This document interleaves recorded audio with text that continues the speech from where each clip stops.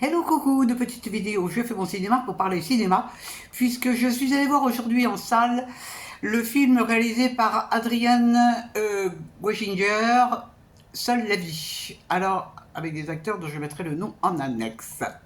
Je vous débriefe très vite fait l'histoire. Barbara est une jeune femme qui est mariée avec Ellie. Ils ont 2 enfants et ils sont clowns professionnels tous les deux. Ça se passe de nos jours. Hein. Alors elle travaille comme clown dans un hôpital. Et lui, il exerce son métier par-ci par-là. Et donc, il mène une vie tout à fait correcte. Tout va bien. Bon, de temps en temps, il y a petites accroches dans le couple. Mais sinon, tout va bien. Les enfants sont adorables. Seulement voilà, il va y avoir un problème. Un grave accident de voiture qui fait qu'elle va perdre son mari et ses 2 enfants. Et donc le film, qui est inspiré d'une histoire vraie d'ailleurs, va nous raconter comment cette femme va pouvoir tenter de tenir le coup, tout simplement, après un tel drame. Les différents subterfuges qu'elle va utiliser. On voit aussi les réactions de la famille, les réactions de l'entourage. C'est pas évident du tout, du tout, du tout. Et donc on va suivre son parcours. Et je ne vous raconte pas la fin. Qu'est-ce que j'ai pensé de ce film? C'est un film qui est hyper, hyper dur. Parce que vraiment, quand on pense à ce que cette femme a vécu, c'est vraiment dramatique. Et elle est tellement fabuleuse qu'elle va vraiment... je l'ai trouvé extraordinaire. J'ai trouvé extraordinaire la force qu'elle a pour tenir le choc. Parce qu'en plus, il se trouve que quand elle essaye de retravailler, elle n'est pas... On veut pas qu'elle retravaille. On la considère comme une femme veuve qui a connu un drame.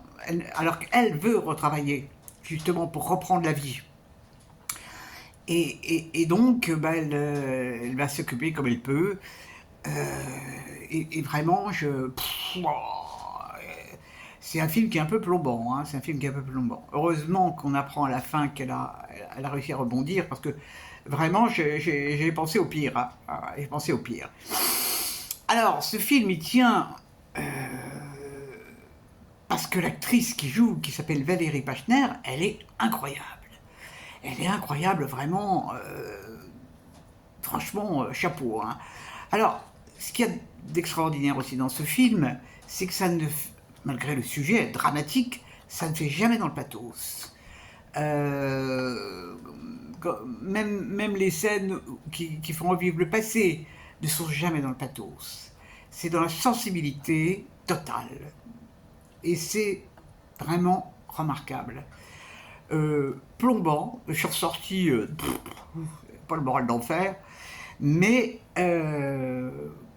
chapeau à la réalisatrice et puis à cette femme, chapeau, vraiment. Alors, on voit aussi ce que c'est que le métier de clown. Il y a des dialogues très intéressants qu'on entend de la part de son mari, qui parlent de ce que c'est que l'âme d'un clown. Ça, j'ai beaucoup aimé. Est-ce qu'on n'est pas tous des clowns? Mystère, je n'ai pas la réponse. Donc c'est un film très éprouvant, mais qui malheureusement n'aura pas beaucoup de succès à mon avis, parce que personne n'en parle, comme d'habitude.